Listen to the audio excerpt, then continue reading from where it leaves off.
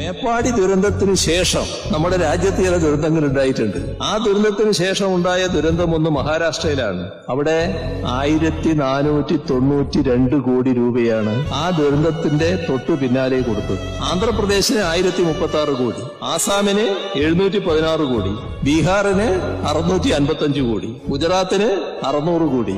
ഒരു റിപ്പോർട്ടും വേണ്ടി വന്നിട്ടില്ല.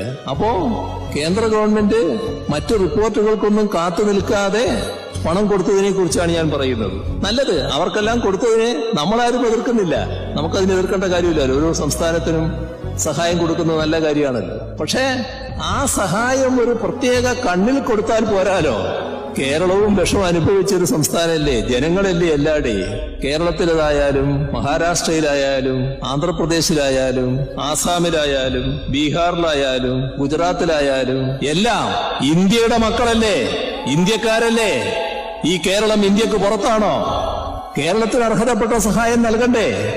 നമ്മളിതൊരു യാചനയായി ചോദിക്കുന്നതല്ല, നമ്മുടെ ഒരു അവകാശമാണത്. സംസ്ഥാന ഗവൺമെന്റ് വീണ്ടും സമീപിക്കും. കാരണം ഈ രാജ്യത്തിന്റെ ഭാഗമല്ലേ നമ്മൾ.